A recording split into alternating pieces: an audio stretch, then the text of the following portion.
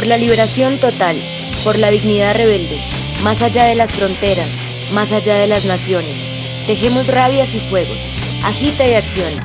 Negras Tormentas Radio.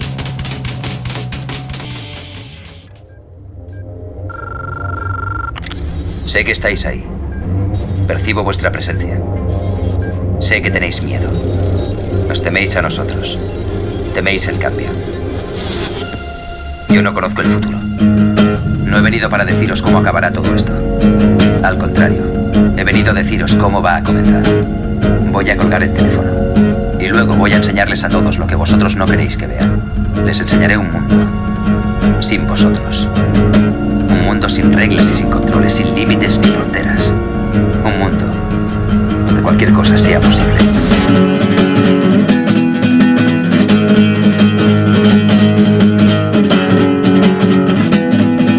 Habéis construido el peor de los miedos para quien intentó romper la visca del olvido, la incomunicación, detenido su cuerpo y ahora que tenéis más de lo mismo. Su tiempo en el cemento en un intento de que deje de creer, y aunque dan ganas de intentar volver a vernos de cara a cualquier intento, que perdemos todo aquello que nunca ha sido nuestro.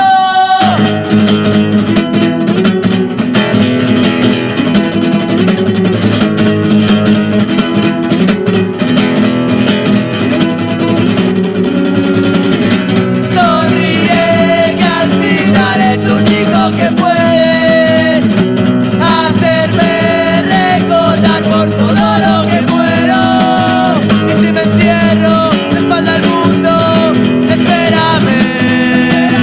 A veces piense que poco pisándose que seguimos siendo, que la prisa podrá hacernos frenar, pero que no para quien la persigue. Vive, vive, siente las ganas mojando tu espalda. Vive, vive, siente los sueños quemando tu almohada. Vive, vive, siente las ganas mojando tu espalda. Vive, vive, siente los sueños quemando tu almohada. Vive.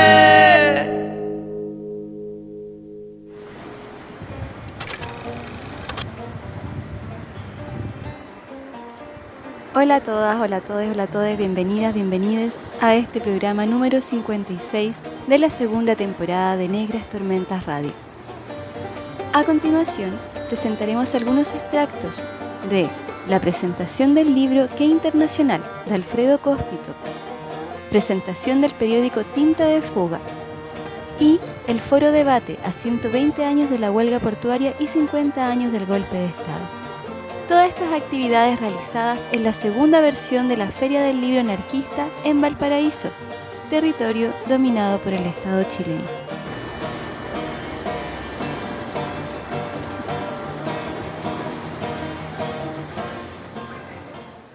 Bueno, primero que todo vamos a partir. Queríamos dar la bienvenida a todos los que se encuentran hoy día presentes acá en la segunda Feria del Libro Anarquista de Valparaíso. Agradecer la convocatoria que tuvo en la instancia en el presente año, también entendiendo que son tiempos difíciles los que nos toca enfrentar hoy en día. Como nos dimos cuenta durante la presente semana, el auge del voto de la ultraderecha y el aumento de la represión a través de las leyes como la ley de Ramani, sumado al miedo que nos imponen los medios masivos de desinformación, nos dejan permeables a la indiferencia, no nos dejan permeables a la desmotivación y total a la desmovilización. Por lo mismo, este es un escenario ideal para todos los pueblos, porque así pueden seguir con su explotación de nuestras vidas y nuestros mismos entornos. Por eso, para nosotros, principalmente a las personas que estamos organizando la actividad, es sumamente relevante destacar la asistencia que tuvo hoy la Feria del Libro Anarquista, también la convocatoria de todas las individualidades que están presentes hoy día. Ya que si bien independiente de que hayamos podido tener otras instancias de encuentros entre nosotros, cada feria es única. También cada instancia y cada momento donde nos reunimos para poder conversar, es importante que lo veamos como un espacio de liberación y también como un espacio de crecimiento y de emancipación. Por lo mismo, surge la importancia de poder reunirnos nosotros entre individualidades, entre generaciones, entre compañeros, y así darnos cuenta que este espacio finalmente busca construir fraternidad, ideas, construcción de conocimiento y también una tradición, pero a la vez también un espacio de renovación y apertura a la información. Los libros en sí como materialidad son importantes ya que estos no claudican. Si bien tenemos ahora el acceso inmediato a través de las redes sociales y a través del internet, que no nos quepa la duda que quizás en un futuro eso no va a ser tan accesible como lo tenemos ahora. Por lo mismo, los libros y lo que implica una feria de libros es sumamente relevante para la transmisión del conocimiento y la información entre nosotros. También es un arma de lenguaje que nos arma de ideas y de conceptos para nosotros poder ser conscientes de nuestra realidad en el aquí y en el ahora. También poder darnos cuenta de lo significativo que implica ser actores de nuestra realidad y a la vez poder empoderarnos como seres y como actores, no como sujetos. La presente feria la realizamos en conmemoración de los 50 años del cuerpo y también de los 120 años de la huelga agropecuaria, que va a comentar un poquito mi compañero. ¿Se escucha? ¿Sí? Bueno, vamos a partir. Hola, me llamo Joaquín. Participo de un proyecto editorial que no debe tener más de un año de vida, que se llama Anárquica Editora. Es un proyecto editorial que surge de las entrañas de otro proyecto que se llama Librería de Esquiebre, un proyecto de difusión y de ideas antitotalitarias. Y este proyecto, luego de años de estar reproduciendo, de estar generando y distribuyendo material anárquico, decide de alguna forma como especializarse en la publicación de material específico. Ya en este caso, en simples palabras, lo que queremos que se lea o lo que queremos que se discuta. ¿Ya? No son muchos los libros que hemos publicado hasta ahora, el grueso sí, deben ser unos 3, respectan a Alfredo Cospito. Y uno de esos libros, que fue el primero que se publicó ya el año pasado, es Qué Internacional. ¿Ya? De Alfredo Cospito y, como dice el título, de muchos o muchos otros, ¿ya? Dado que Alfredo no reconoce la autoría del material o del contenido que se está compartiendo. Hay una colaboración editorial y de compañeros tanto dentro como fuera de prisión. Este es el libro que se está presentando hoy, Qué Internacional, de Alfredo Cospito y muchos otros, publicado originalmente en italiano, un libro que se publicó en Italia hace unos 2 años y medio, 3 años casi, ya por la editorial Ediciones Montebove, ya una editorial que se dedica a publicar material de compañeros y compañeras anarquistas, ya tiene una amplia colección. Si le llegara a interesar, por mera curiosidad, porque nada de eso es descargable, los títulos, los contenidos, dentro del libro está la página de la editorial, para que puedan darse una idea de lo que, además de esto, publican. ¿Ya? Lo voy a circular por si lo quieren ojear. Tengo marcado unas cositas por si tienen curiosidad, las pueden ojear.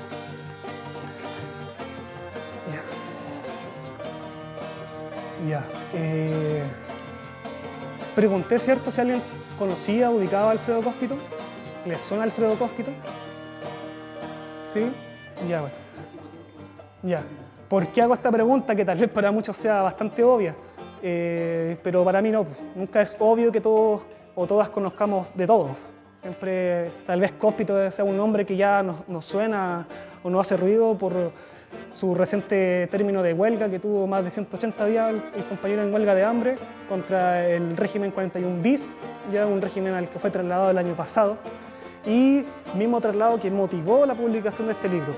Ya una publicación que tuvo la colaboración de otras personas, ya compañeros y afines, tanto en la elaboración del diseño como en la traducción. Aún así hay bastantes pifias, si lo leen se pueden acercar y transmitírmela, pero hay bastantes errores ortográficos. Pero independiente de la prolijidad que se pueda compartir o no, la motivación siempre tuvo un carácter solidario, ya con la situación que estaba viviendo el compañero, que fue detenido en 2012, ya luego de que se le acusara por una serie de atentados explosivos, ya ocurría entre el 2003 y el 2006. ¿Ya? No sé si alguien acá está entendido con la realidad en Italia, ya de fines de los 90, de principios del siglo XXI, ¿no? Ya, es una realidad bastante densa, por tiempo no la puedo profundizar lo suficiente, ¿ya? Pero el compañero, al momento de ser detenido por una acción de carácter vengativo, ya acusada como un acto terrorista, que eso es algo que después podemos profundizar en el concepto de terrorismo. Ya el compañero en 2012 es detenido junto a otra persona, ya acusado de dispararle en las piernas a un empresario nuclear, ya de apellido Adinolfi, ya un empresario nuclear que venía estando implicado ya hace bastante tiempo en distintas, no solo negociaciones, sino también en distintas expansión como de lo que es la energía nuclear a grandes rasgos. Europa tiene mucha de esa realidad. Tal vez la energía nuclear para nosotros, o sea, para mí personalmente también no lo veo tan cercano al territorio. Sé que saliendo de Santiago hay un área de experimentación nuclear o de pruebas, ¿ya? Pero hoy en día la industria nuclear en Chile está más inclinada a la experimentación farmacéutica, el tema de las semillas. Hay una plataforma que, bueno, si ustedes googlean Institución Nuclear Chile, les van a aparecer varias páginas oficiales del gobierno en donde te van contando básicamente cómo junto con Monsanto y la privatización y el TPP han ido perfeccionando y han ido avanzando en su investigación para clonar semillas y, bueno, todo ese tema. Eso.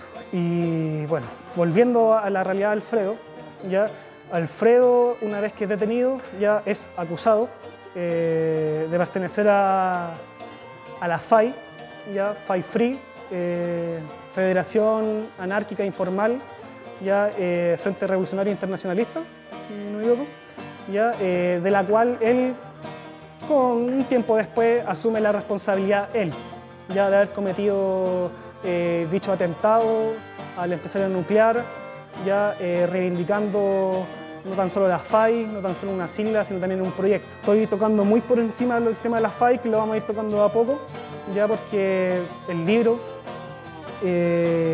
digamos, la propuesta del libro surge como una idea de introspección, ya una especie como de necrofilia, como en las palabras de Alfredo, ya de algo que claramente no está muerto, ya, pero que tal vez por cómo ha sido abordado, incluso entre pares, ya pareciera ser del pasado. Y la FAI como una propuesta, proyecto, ya surge a fines de los 90, ya hay un registro de acciones que parten desde el 99 en adelante, pero básicamente la FAI vendría siendo, en términos muy generales, ya una especie de propuesta para la acción, ya para la acción, pero no en el sentido, digámoslo, como de la destrucción por destrucción, que eso no tiene nada de malo, ya, sino con miras hacia algo, que ellos denominan la perspectiva revolucionaria, ya por medio de lo que es la experimentación revolucionaria. Y esa experimentación, lo que la FAI proponía, era de que se generase a través de las acciones, que la comunicación, que nuestras relaciones ya se vayan estableciendo a medida que vamos actuando. Ahora sí, yo digo acción, pues tal vez no sé qué se le viene a la cabeza, pero en su debate interno, un debate muy interesante que tal vez en otra instancia se puede seguir profundizando, las acciones son de envergadura, acciones que golpeen a cualquier aparato, a cualquier responsable con nombre y apellido, a cualquier infraestructura del poder. ¿Ya? Y a través de esas acciones, ¿ya? Reivindicar, ¿ya? No tan solo una sigla, que es la FAI, ¿ya? Sino también una propuesta, unos análisis, entendernos, aprender del uno y del otro por medio de dichas experiencias.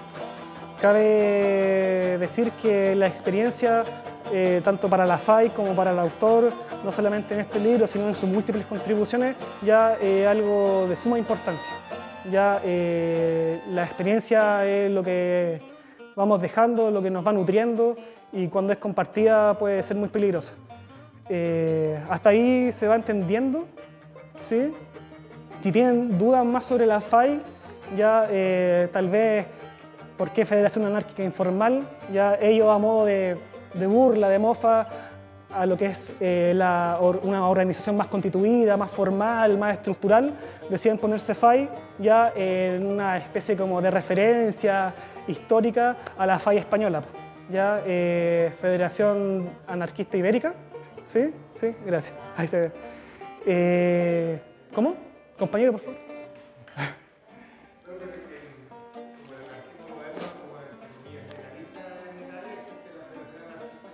También.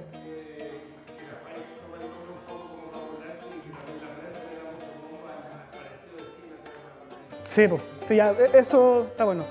Tanto la FAI ibérica como la FAI italiana, ¿ya? Y por sobre todo ante lo que es como el anarquismo legalista, ¿ya? Hay un debate muy del siglo XX y a la fecha sobre ciertos apodos que les ponemos a nuestras anarquías, ya anarquía ilegalista, anarquía legalista, anarquía esto, anarquía lo otro, ya que tal vez si vamos profundizando en cierto análisis sean redundantes, porque para algunos autores y algunos compañeros, compañeras, y me inclino también entre ellos, anarquismo y legalista es una redundancia, ¿no? De por sí la anarquía.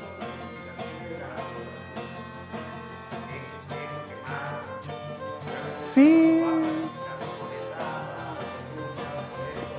sí, no. No, sí, no, sí. Sí.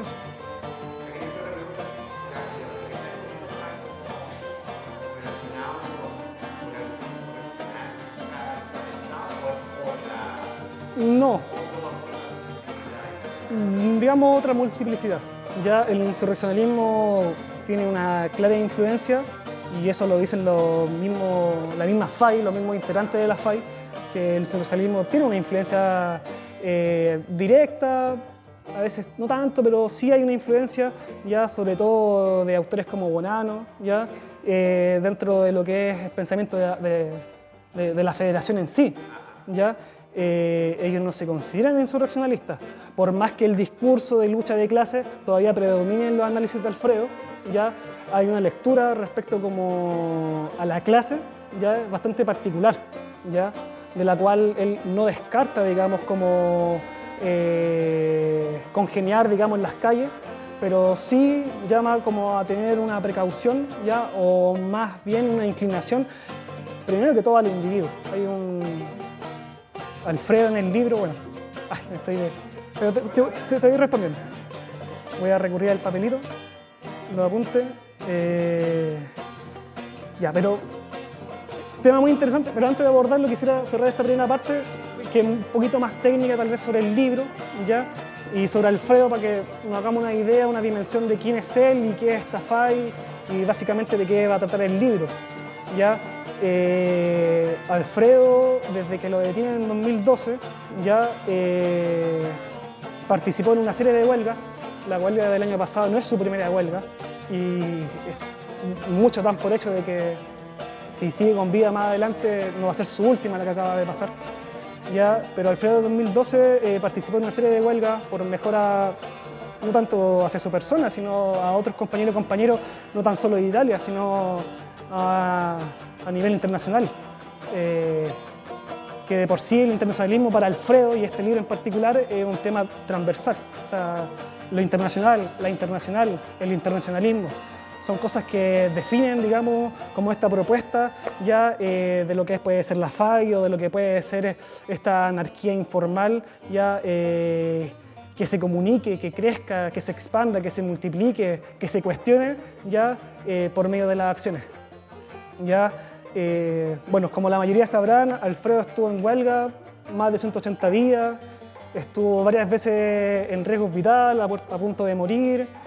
El compañero nunca se retractó de su idea, de sus principios. Siento que la lucha contra el arrepentimiento es una lucha terrible, digna, valorable, y son cosas que uno no tiene que dejar pasar desapercibido, ya, gente que en condiciones de encierro dentro del encierro, de tortura, de aislamiento, de censura, no tan solo física, sino también psicológica, y no tan solo psicológica, sino también de idea, del pensamiento, cuando se ve llevado al límite de lo que puede ser el castigo, es natural corromperse, es natural doblegarse, es natural rendirse. Pero hay quienes, y no tan solo Alfredo, sino a través de la historia, ya se han plantado ya con un grito bien firme, no solamente ante la policía, sino también ante los fiscales, los jueces, hasta las mismas condenas, hasta la misma sociedad carcelaria, ya un no me moverán, un viva la anarquía, un hasta el último respiro o hasta las últimas consecuencias. Y siento que eso es tremendamente valorable, porque hoy en día quienes mueren por la anarquía ya no son muchos.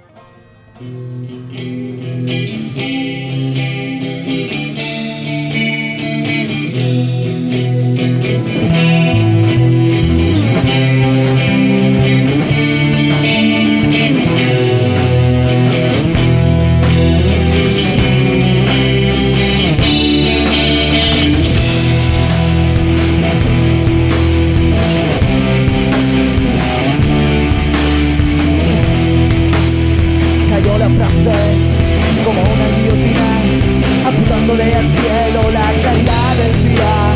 Se puso noche, se puso oscuro, se puso noche, su rostro duro. Noche negra de negros augurios, vigila larga pensamientos turbios. Noche negra de negros augurios, vigila larga pensamientos turbios.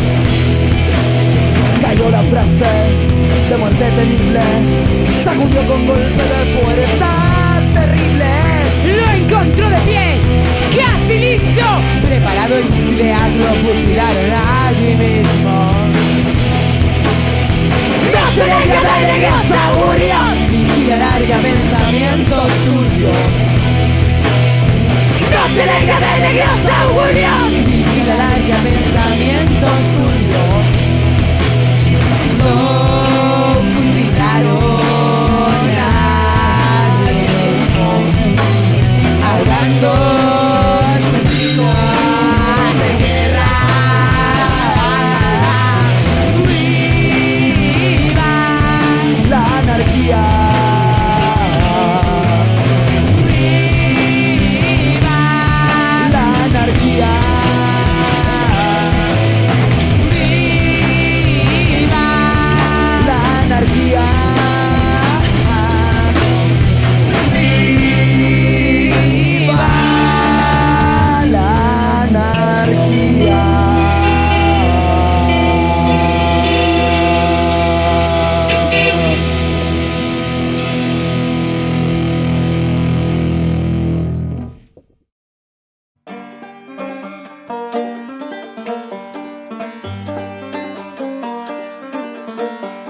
Hablábamos de que es súper importante que en nuestro espacio siempre estemos atentos a la información, a la idea que tienen nuestros compañeros que están en prisión. Y este periódico cumple mucho ese objetivo, dándole la oportunidad a muchos compas de expresar sus ideas, sus sentires y todo. Por eso es importante para nosotros nuestro espacio siempre, especialmente en este momento que está nuevamente creciendo la represión y por lo mismo la presión política. Entonces ahora vamos a dejar a los compañeros al compañero de Tinta de Fuga que está acá representando para que presente este periódico. Compañero. Saludarles a todos compañeros, compañeras, agradecer la invitación a esta Feria del Libro acá en Valparaíso, Feria del Libro Anarquista. Bueno, es la segunda vez que se presenta Tinta de Fuga aquí en la Quinta, aquí en Valparaíso, ¿ya? La vez anterior se presentó en el Espacio Flora, que si no me equivoco fue el Tinta de Fuga número 3. Hoy estamos presentando el Tinta de Fuga número 5, pero antes de hablar probablemente tal de un poco los contenidos de este último número de Tinta de Fuga,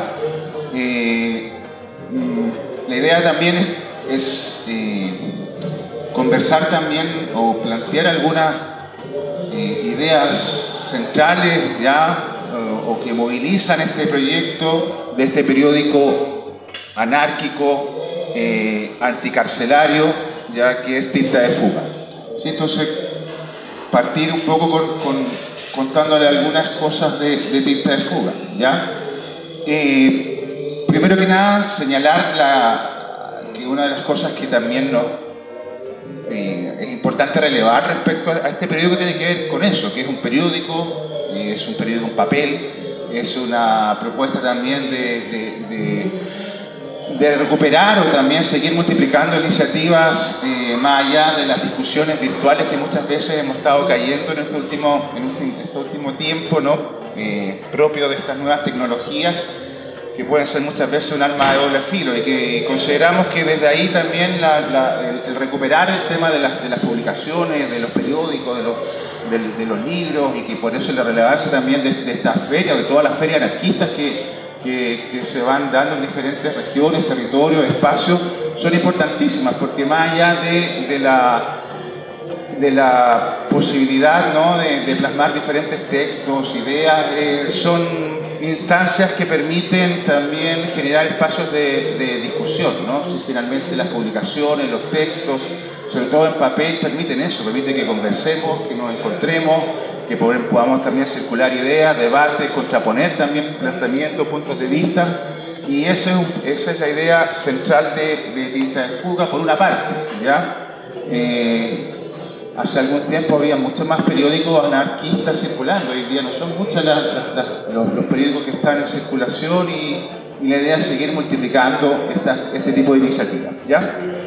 Tinta de Fuga es un periódico que busca tener una periodicidad trimestral, ¿ya? Su primer número salió en junio, si no me equivoco, del 2020, ¿ya? 2021, y este ya es el número 5,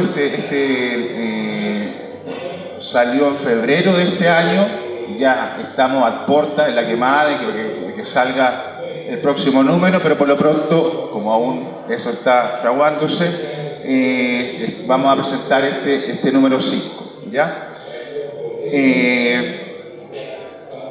Es un periódico de distribución gratuita, ¿ya? Siempre apelando obviamente a los aportes que puedan surgir y también a los apoyos de quienes nos ayudan también a distribuir y a difundir este periódico. Hoy en día este periódico se difunde en diferentes regiones, estamos con un tiraje cada vez más amplio y llegando también a más lugares, lo que es la idea, ¿ya? Así es que bien por eso, viene ahí también la iniciativa ahora, por ejemplo, del compa que presentaba lo de esta biblioteca, ¿ya? Esa es la idea, generar esos nexos, que también las publicaciones circulen en todas partes, ¿no? Y puedan generar, como decía, este tipo de diálogo, ¿ya? Eso por una parte. Por otra parte, creo que es otro aspecto central, medular, importantísimo a nivel de proyecto anarquista y de la generación de complicidades con nuestros compañeros y compañeras presos y presas, tiene que ver que este periódico se escribe, no solo es que sea un espacio en donde los compañeros presos y presas anarquistas puedan escribir o que puedan aportar con sus textos, sino que va más allá que eso, por el sentido de que si bien gran parte de los artículos que se han ido tejiendo en estos números son escritos desde adentro, creo que lo más relevante es que es una idea, es una propuesta, es un proyecto que surge dentro y fuera, ¿ya? Surge conjuntamente con los compañeros y compañeras dentro de prisión, ya anarquistas principalmente, y tiene que ver con eso, ¿no? Con seguir generando este tipo de vinculaciones, de complicidades con los compañeros y compañeras encarcelados, ya un poco acercarle esto de que la cárcel no tiene por qué ser el fin de nada, ya, sino que también una continuidad también de lucha dentro obviamente de las limitaciones que tiene un espacio en la cárcel, ya como este espacio de tortura, ya esta maquinaria del poder y del Estado, que sabemos cuál es su función y cómo funciona, ya, y desde ahí evidentemente tratar desde esas limitaciones o de esas opresiones y represiones, seguir generando vínculos, redes, seguir permitiendo que los compañeros sigan activos de alguna manera, porque la prisión política o la prisión subversiva,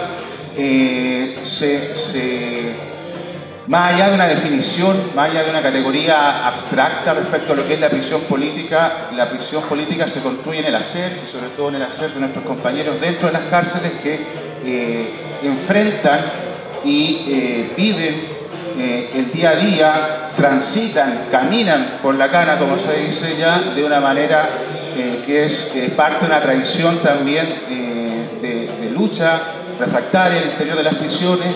La prisión política es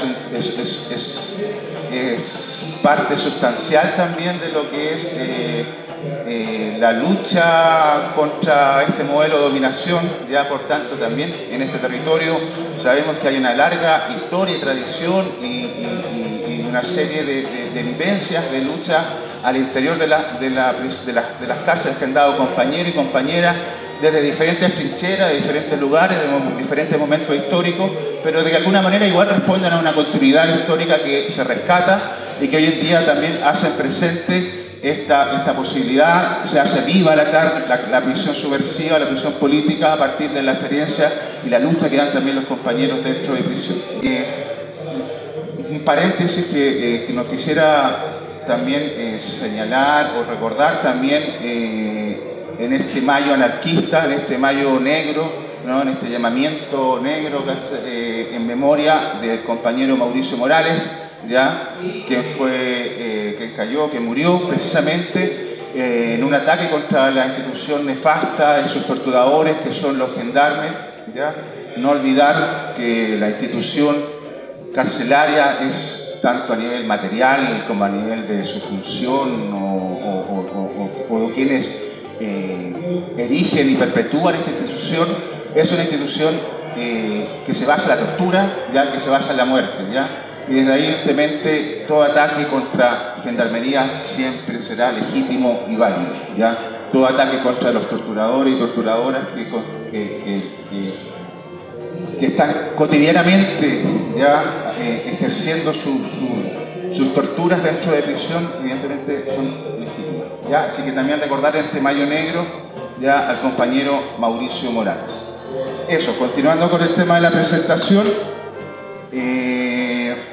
bueno, esos términos, otro aspecto también medular que tiene que ver evidentemente con la definición misma del periódico es su carácter anticarcelario, ¿ya? Y que busca o plantea la necesidad de abordar lo anticarcelario más allá de este eslogan, ¿no? Que sabemos que desde siempre y ha sido parte sustancial del anarquismo desde su historia, de su larga historia, su negación o su aspiración de un mundo sin prisión, ¿cierto? Porque sabemos ya finalmente la cárcel es uno de los máximos paradigmas contra la libertad ya, y del individuo, y los máximos paradigmas también de opresión, control y dominación y subjugación a partir de la tortura, el dolor y el castigo. Por tanto, desde siempre, evidentemente, lo anticarcelario ha sido inherente y sustancial a la lucha anárquica, ¿cierto? Pero también implica entender de cómo abordamos o cómo entendemos lo anticarcelario, ¿ya? Como decía, más allá de la consigna, ¿ya? Que están presentes siempre, es un poco reflexionar y también entender a qué nos estamos refiriendo cuando hablamos de una lucha anárquica anticarcelaria, ¿ya? Y eso es un poco el motor central también que articula, vincula los artículos de estos diferentes números de la revista, entendiendo que lo anticarcelario, por sobre todo, tiene que ver, o la lucha contra las prisiones, tiene que ver también, por sobre todo, con una lucha contra el Estado, contra la autoridad y contra sus modelos de dominación y sus modelos disciplinarios, ¿ya? Más allá de entender que, o superar esta idea un poco reduccionista, que las cárceles son exclusivamente una herramienta del capitalismo, sí, sin duda lo son, ¿ya? pero entender también que no solo las cárceles, también en sociedades no capitalistas han tenido unas funciones incluso mucho más nefastas y severas ya que en realidad es capitalista. Por tanto, la cárcel, por definición, tiene una relación directa, ya hay una vinculación y una existencia que siempre está relacionada con el Estado, ¿ya? Una necesita la otra, de alguna manera, ¿ya? Por tanto, la lucha, la reivindicación o la aspiración de la destrucción de las cárceles, de alguna manera también nos habla a la vez de una lucha contra el Estado y todos sus modelos de herramientas de dominación y sus modelos también de subjugación y disciplinaria. ¿Ya? Entonces, entender de partida como esa definición, ¿no? que se aborda también en este periódico y que es más o menos transversal a su visión o a su artículo, ¿ya? También, bueno, a partir de eso se reflexiona, se problematizan en este periódico diferentes temas vinculados al anticarcelario, el tema de la prisión política, por ejemplo, que ya lo señalábamos hace un momento, ya ¿qué es lo que estamos hablando cuando hablamos de prisión política? ¿Cómo se conforma? ¿Cuál es la realidad también de los compañeros que también desde dentro nos escriben en este periódico y nos hablan también de la realidad dentro de la prisión y también de cómo se enfrenta de manera refractaria ya esta institución que siempre ha buscado subyugar, ¿no? De alguna manera anular ya, o que los compañeros nieguen su existencia política a partir de la prisión, y eso evidentemente, como decíamos, también es una forma también de construir o hacer la prisión política a partir de confrontar toda esta situación. ¿Ya? Evidentemente también se abordan aspectos respecto a la solidaridad, ¿ya? Cómo abordamos la solidaridad desde afuera. Evidentemente siempre hay una vinculación ya con los compañeros presos y presas, con el afuera, esa sintonía, cómo se tiene que articular, siempre se plantea desde una perspectiva revolucionaria, anárquica, ya en coherencia también con las acciones con las cuales nuestros compañeros y compañeras también han caído en prisión, ¿ya? Y de ahí quiero también aprovechar un paréntesis. Pronto se va a hacer una presentación también, una actualización de los casos de compañeros y compañeras presos y presas, pero puntualmente quiero hablar así muy sucintamente respecto al tema de Francisco y Mónica. Ellos prontamente van a comenzar su juicio, si bien tenían fecha ahora el 19 de mayo, recientemente se amplió la fecha el 18 de julio, ¿ya? Más hablar del comienzo de su juicio, más allá de hablar del proceso que ya conocemos, porque ya harán la actualización prontamente, también es como, a propósito de la solidaridad, también cómo nos planteamos y cómo enfrentamos de cara al juicio de los compañeros y compañeras desde una perspectiva anárquica y revolucionaria la solidaridad seria, más allá de la judicialización de su caso en un proceso judicial dificilísimo, ya donde sabemos cómo la venganza del Estado quiere recaer sobre estos enemigos enemigos del Estado, ya donde también hay un reconocimiento de los hechos, ¿no? Una reivindicación de los hechos sobre los cuales se les acusan, ya. Entonces eso también nos interpela a plantearnos en cómo nos planteamos la solidaridad respecto al juicio que eso viene con los compañeros y compañeras, ¿ya? Más allá del tema de la judicialización, insisto, tiene que ver también como en la calle y en sintonía también con su lucha, ya también podemos plantear y enfrentar, o reflexionar en torno a las formas o a la multiformidad también de las expresiones de solidaridad con los compañeros. Ya, eso sí, aprovecho también de ciertos artículos también que hablan sobre la solidaridad en este periódico, ¿ya? Y también, bueno, otro elemento sustancial cuando hablamos de lo anticarcelario, también se plantea en este periódico, también tiene que ver contra las cárceles y contra también la sociedad carcelaria, ¿ya? Entendiendo también que hay una serie de dispositivos disciplinarios que siguen, que funcionan y se articulan y se reproducen en esta sociedad cárcel, ya que muchas veces están tan naturalizados que ni siquiera nosotros ya somos capaces de identificarlo, y que están muy instalados en esta realidad, en este mundo cárcel, en este mundo disciplinario, en este mundo ya autoritario, y que también entender la lucha anticarcelaria también tiene que ver, también se vincula a una perspectiva que trasciende las prisiones mismas y tiene que ver también con la sociedad carcelaria, ¿ya? Esos son como algunos elementos más medulares del periódico Dientes de Fuga, y con eso un poco contarles sobre algunos artículos, contenidos de este periódico número 5, ¿ya? ahí está, si quieren después recoger, llevarse, distribución gratuita, faltó la cajita igual al lado por si quieren dejar una parte. Pero ahí está, ¿no? Así que distribución gratuita y abajo también hay puestos que tienen el periódico, tienen este número y números anteriores también para que puedan también, para quien no conoce el periódico pueda también llevarse algunos números. Dale, unos ejemplares.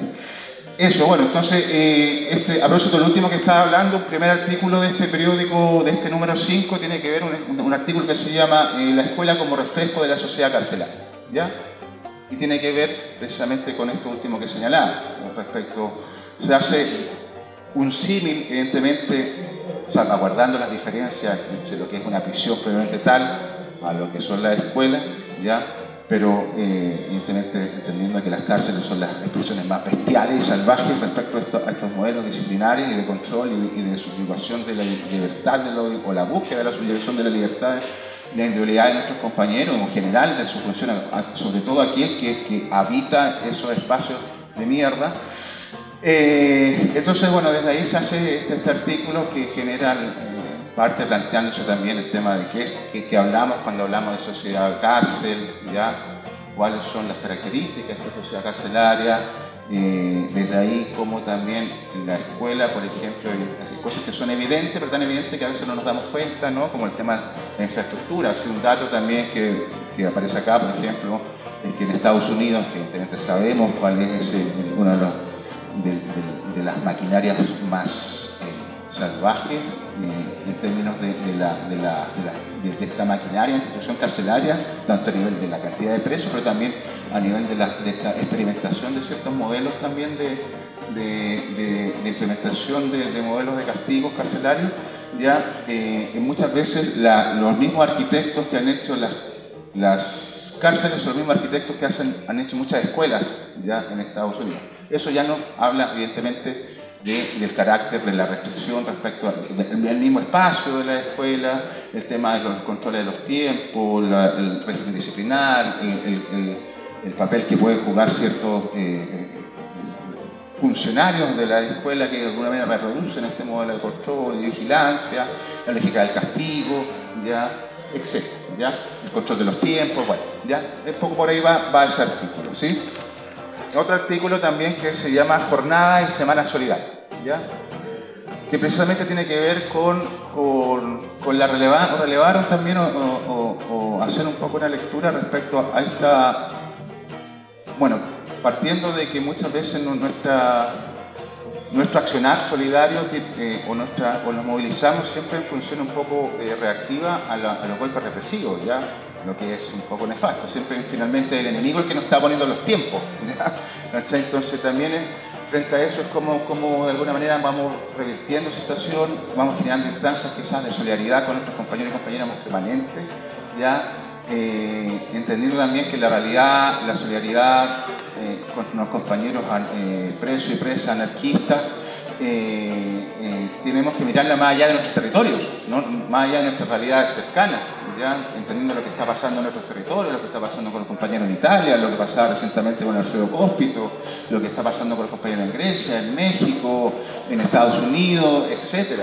Y un largo sinfín de realidades que tenemos que estar siempre también desde esta lógica internacionalista, anárquica y solidaria, atentos y atentas hacia él y también dispuestos a generar estas instancias también de solidaridad, como también que algunas experiencias más exitosas que otras, pero estos llamamientos a ciertas semanas de agitación y solidaridad internacional, como por ejemplo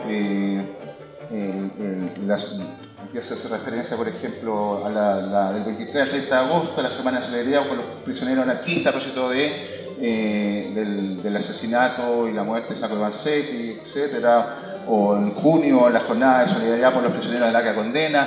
Bueno, son instancias que de alguna manera también se han instalado y nos permiten también, por una parte también vincularnos, integrarnos también de otras realidades de prisión en otras partes del mundo, ¿ya?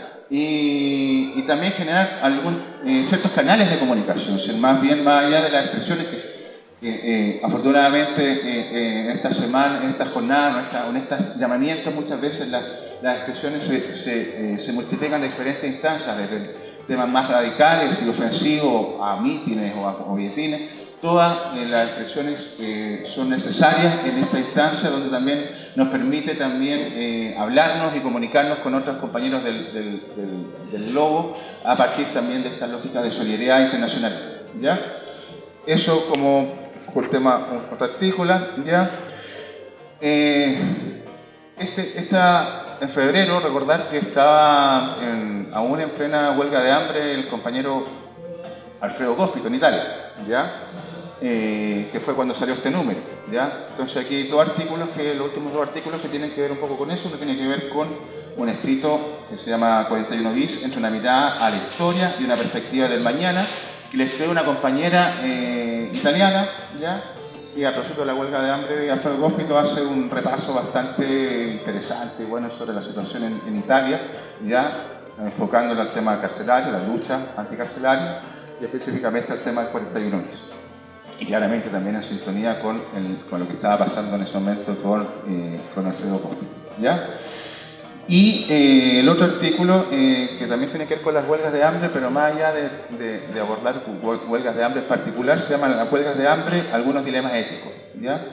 Que pone de relevancia la importancia de las huelgas de hambre dentro de prisión como herramienta sobre la cual, o de las herramientas, o de las posibilidades que hay dentro de prisión, de la realidad ya que sabemos que en la carcelaria, el control que hay sobre los movimientos y las posibilidades de expresión de nuestros compañeros y compañeras, y cómo la huelga de hambre también ha sido históricamente una herramienta histórica, sobre todo en este territorio, ya de lucha importantísima, donde eso muchas veces ha significado victorias, pero también fracasos, frustraciones, incluso también muertes, ¿ya? O daños severos también a la salud de compañeros y compañeras, ¿ya? Entonces una decisión no menor, ya lo que significa la huelga de hambre, pero también una herramienta política dentro de las prisiones importantísimas sobre las cuales es importante también reflexionar. Ya que un poco el artículo apunta a eso, también en consideración de algunas críticas que hay hacia las huelgas de hambre de compañeros anarquistas. Para terminar, solamente puedo decir muerte al Estado y viva la anarquía.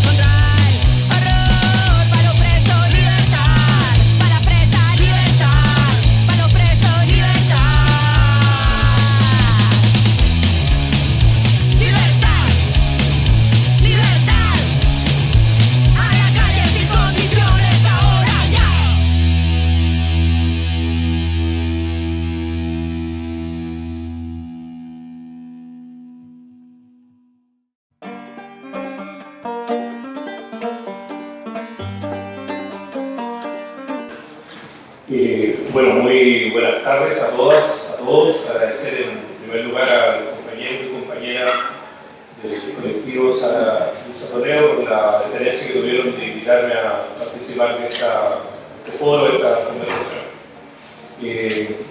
Voy a exponer algunas cosas de manera muy esquemática por una parte y muy breve por la otra, a efectos de facilitar o generar un espacio más de conversación o de diálogo.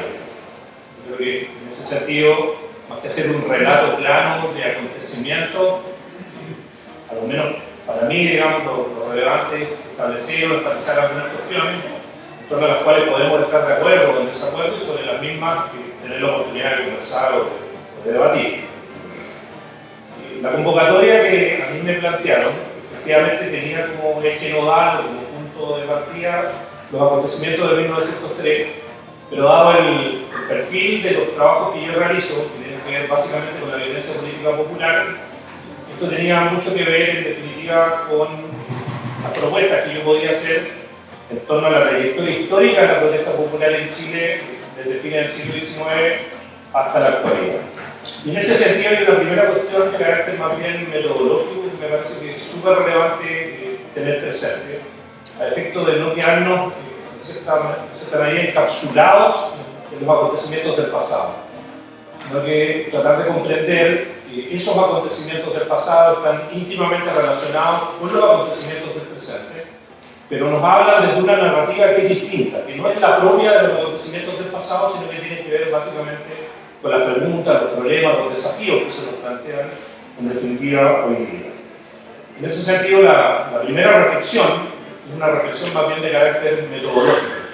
Hacernos cargo que la protesta popular tiene por una parte condiciones que son materiales, es decir, los sujetos, hombres y mujeres, que se movilizan en un momento determinado en un escenario históricamente constituido, donde, entre otras cosas, las relaciones sociales de producción son fundamentales para los efectos de entender o comprender precisamente por qué se generan las contradicciones y a partir de esas contradicciones, por qué, en este caso en particular, los sectores populares le plantean desafíos a la élite dominante o a la élite burguesa. Las condiciones materiales, a mi juicio, en ese sentido, no son determinantes, pero sí establecen condiciones para entender y comprender mejor lo que va a ser precisamente el desarrollo, en este caso, de la protesta popular. Una segunda consideración de carácter metodológico tiene que ver con las relaciones políticas. Los sujetos en ese sentido no solamente son expresión, en este caso en particular, de los conflictos de clase que subyacen, en este caso a estas formas de organización de la producción y de la sociedad, sino que también a su vez expresan y manifiestan relaciones de poder. Algunos en términos hegemónicos a efecto de conservar, preservar, proyectar esas relaciones de poder, y los otros, evidentemente, a efectos de poder de construirla, promoverla, transformarla, subvertirla, en definitiva. Los conflictos de poder en ese sentido, a su vez, también son dinámicos, por lo tanto, no son estáticos y van cambiando a través del tiempo. Los conflictos de poder a fines del siglo XIX, comienzo del siglo XX, no son los mismos que tenemos hoy día, no obstante que la explotación, la exclusión, la represión pudieran parecernos elementos de continuidad. Las condiciones objetivas sobre las cuales se desarrollan esas relaciones de poder marcan un énfasis en ese sentido que a mi juicio es importante tener en consideración. Uno podría señalar a ese efecto que la represión es básicamente la misma, porque de una u otra manera las élites de poder, a efecto de conservar esas relaciones hegemónicas de poder, reprimen a los sectores populares. Pero las condiciones institucionales, las condiciones políticas, las formas a través de las cuales se expresan los dispositivos represivos han cambiado a través del tiempo. Hoy día no son las mismas, no son los mismos que los efectos pudieran parecernos que son de similares características. Y por último, dentro de esta primera dimensión de carácter metodológico, hacernos cargo de que las formas a través de las cuales nosotros nos desarrollamos, nos construimos, nos proyectamos al interior de nuestras relaciones sociales, ya sea con los patrones, con el Estado, con los gobiernos, con las organizaciones políticas, con otras organizaciones sociales, con nuestros compañeros de clase, con nuestras compañeras o compañeros, son expresiones de representaciones sociales y culturales que de una u otra manera van configurando sentidos dentro de la sociedad. Esas formas de representación cultural, que son expresión a su vez también de ciertas hegemonías de carácter social y político, están subyacentes, están presentes. A propósito de los comportamientos electorales, hay elementos que de una u otra manera expresan a su vez también formas de dominación y formas de continuidad a través del tiempo, que es importante observar, que es importante reconocer para tratar de comprender aquellos aspectos que a veces nos parecen erráticos, complejos, confusos, contradictorios. Las representaciones culturales, las relaciones de poder, la base material sobre la cual se edifica la sociedad, son todos elementos, reitero, que van cambiando a través del tiempo. Y es importante, para los efectos de reconocer mejor las contradicciones actuales, hacernos cargo de que este escenario que tenemos hoy día no es necesariamente el mismo escenario que teníamos hace 30 años atrás, hace 50 años atrás, hace 80 años atrás o hace 120 años atrás.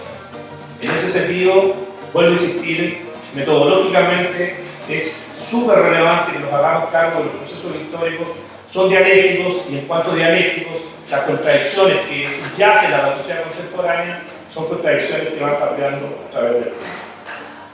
Y paso al segundo elemento, que va a ser mucho más esquemático que el primero que les acabo de plantear, y que tiene que ver con los ciclos históricos que nosotros podemos identificar. Si los procesos históricos a través de los cuales se expresa y se despliega la protesta popular son dinámicos, eso significa que las características de la protesta popular en consecuencia fueron cambiando a través del tiempo. Y cuando me refiero a los cambios en la protesta popular, no necesariamente estoy pensando única y exclusivamente en los repertorios de la acción colectiva, es decir, en las formas a través de las cuales se expresa la protesta popular. A veces nos quedamos demasiado arraigados en las formas que asume la protesta popular. Y la protesta popular en ese sentido contiene o expresa un repertorio de acción colectiva. Es decir, hay ciertas formas a través de las cuales se expresa o se manifiestan los sectores populares en el espacio público cada vez que tienen un descontento, una reivindicación, un rechazo o un desafío que plantearle a las estructuras de poder. Y en ese sentido, la violencia política popular es un elemento que ha acompañado sistemáticamente el desarrollo precisamente de la protesta popular. Pero la protesta popular no se agota en la forma. La protesta popular tiene contenido, tiene expresiones, tiene representaciones. Y esas, vuelvo a insistir, cambian junto con los repertorios de la acción colectiva. En ese sentido, a mi juicio, y aquí solamente los voy a enunciar, hay 5 grandes ciclos en el desarrollo de la protesta popular en Chile. Un primer ciclo que es precisamente donde se inscribe el acontecimiento que el compañero destacó, remarcó, a propósito de la actividad que nos convoca el día de hoy, y es la huelga portuaria de 1903, pero ese ciclo histórico se inaugura un poco antes, se inaugura con la huelga general de los trabajadores de 1888 y se extiende hasta aproximadamente 1924. Es un ciclo largo, una parte de la historiografía denominado como la etapa épica en el desarrollo del movimiento popular y particularmente del movimiento obrero, donde hay 2 elementos que me parece que son súper relevantes de tener en consideración. Uno es el alto grado de autonomía con el cual se expresan las organizaciones populares desde el punto de vista de su relación con el Estado y con las élites de poder. El movimiento popular de base obrera va a desarrollar a través de las mancomunidades obreras y de las sociedades de resistencia una lucha popular de carácter independiente, de orientación anticapitalista y con un alto grado de ruptura desde el punto de vista del diseño de la acción colectiva que despliega. Y eso es lo que explica, entre otras cosas, que cada una de las protestas populares de este siglo, empezando con la de 1888, durante el gobierno, comillas, progresista de Balmaceda, como adversario del progresismo, reaccionaran de manera violenta cada vez que los sectores populares se expresaban. Es decir, en cada contexto histórico donde el movimiento popular se agitó, se sublevó y desafió a la autoridad, en este caso en particular, las administraciones de turno desplegaron al ejército a efectos de que el mecanismo de contención fuera, en este caso, la represión directa. Ese ciclo se cierra con la llegada al poder de Arturo Alessandri Palma. Hay un relevo de las élites dirigentes, y en ese relevo de las élites dirigentes hay un giro desde el punto de vista de los mecanismos de contención, si ustedes quieren, a través de los dispositivos de control social del Estado de despliega. Es lo que se conoce como las leyes sociales, que a la larga terminaron por incorporar a la institucionalidad política a una parte importante de ese movimiento popular que se había constituido a finales del siglo XIX y comienzo del siglo XX. Una parte importante del movimiento popular se sindicalizó dentro de la legislación que se había creado en 1924 y que se había convertido en un Código del Trabajo en 1931 y transitó desde la institucionalidad hacia la resolución del conflicto entre el capital y el trabajo. Las organizaciones políticas que en ese sentido se habían constituido, creado a partir de 1912, hicieron un similar proceso, es decir, se incorporaron a la institucionalidad política. Y a partir de ese momento, la institucionalidad política se va a relevar para un segmento relevante del campo popular como un espacio a través del cual se expresan, se representan y en consecuencia se movilizan las demandas, en este caso, de los sectores populares. El punto más alto, si ustedes quieren, de maduración de esa experiencia fue el ciclo del Frente Popular, que se inaugura con la administración de Pedro Aguirre Cerda en 1938, termina en la primera etapa del gobierno de Gabriel González Videla hasta que se dicta la Ley de Defensa Permanente de la Democracia. Hay un tercer ciclo que es el que engancha precisamente con lo que el compañero anunciaba su parte atrás, que es el golpe de Estado de 1973, que es un ciclo que se inaugura hacia 1953 con la creación de la Central Única de Trabajadores, liderada por el social cristiano, revolucionario, Plutarco Blesa, que de una u otra manera va a volver a retomar lo que podríamos denominar el carácter independiente de la lucha popular. Es un ciclo a su vez que va a coincidir o que en cierta forma se va a articular con la Revolución Cubana, con los efectos que la Revolución Cubana genera o gesta en América Latina, y que va a favorecer o va a permitir un ascenso de lo que podríamos denominar las luchas radicales del campo popular. Eso es uno de los elementos que hay que tener en consideración a la hora de entender o comprender el carácter del golpe de Estado de 1973.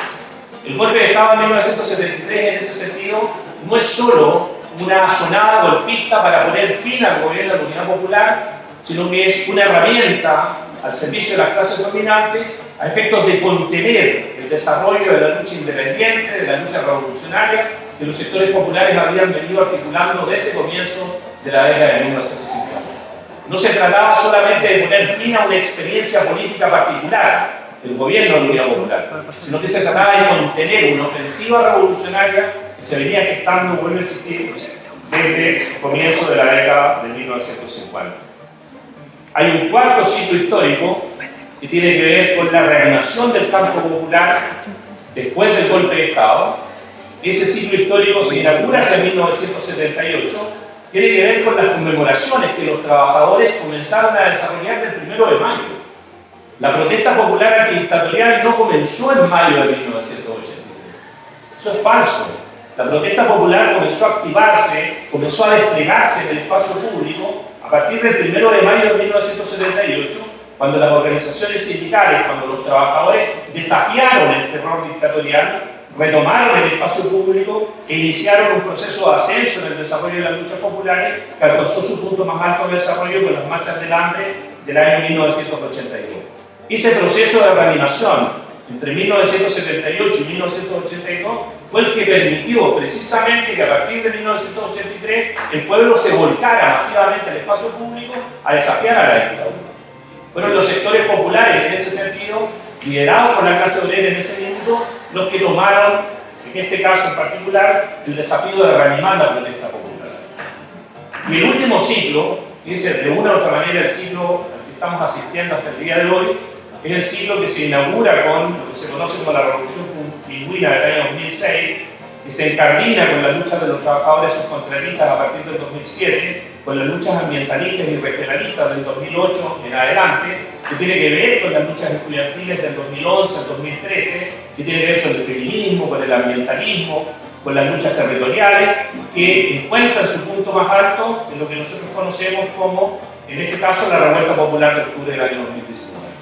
Es una lucha nuevamente de carácter popular, es una lucha profundamente anticapitalista que no se plantea reivindicaciones dentro del sistema, sino que desafía la naturaleza o los pilares fundamentales del sistema. La Revolución Pingüina desafió la Ley Orgánica Constitucional de Educación. Los trabajadores subcontratistas desafiaron el Código del Trabajo. Las huelgas estudiantiles del año 2011 al año 2013 pusieron en jaque la economía de mercado vinculada con el quehacer educacional. Las luchas ambientalistas y las luchas territoriales, de una u otra manera, se plantearon la defensa del ecosistema a efecto de tener una vida más digna y una vida más justa. Por lo tanto, cada una de las demandas o reivindicaciones que se comenzaron a articular a partir del año 2006 hasta el año 2019 tenían que ver profundamente con la construcción de una sociedad nueva, una sociedad distinta, una sociedad construida sobre la base de relaciones más humanas. En ese sentido, la naturaleza del proceso político al cual todavía seguimos asistiendo, independiente de las derrotas coyunturales que eventualmente se puedan estar presentando, tiene que ver con un quinto siglo, vuelvo a insistir, en el desarrollo de la protesta popular, que todavía sigue estando abierto, pero que evidentemente tiene que seguir siendo llenado no solamente de ocupación del espacio público, sino que fundamentalmente de lo que podríamos denominar reivindicaciones de carácter programático que le den orientación o en este caso, norte específico para la concreción de los anhelos de muchas y muchos. Eso, gracias.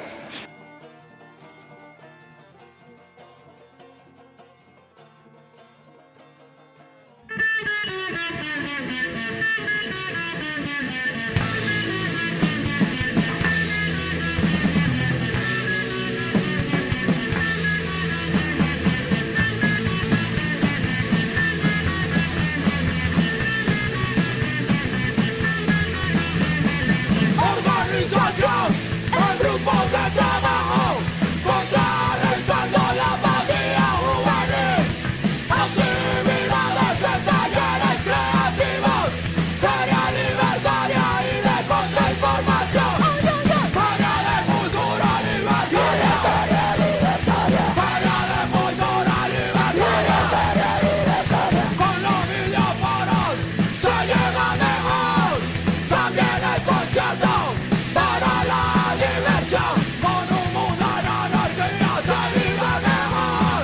Con un mundo en anarquía se vive mejor. Feria de cultura libertaria. Feria de cultura libertaria. Actividades antiestatales, antidisolución del Estado opresor. Con un mundo en anarquía se vive mejor.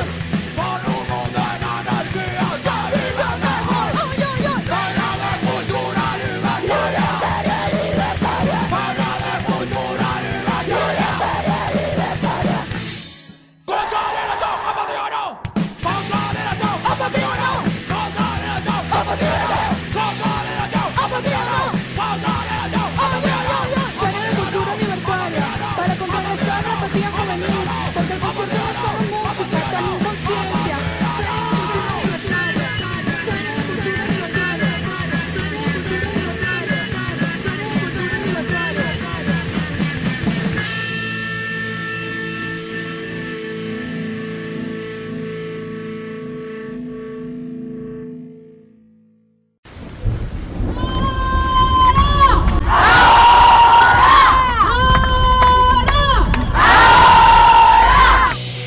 Por la liberación total, por la dignidad rebelde, más allá de las fronteras, más allá de las naciones.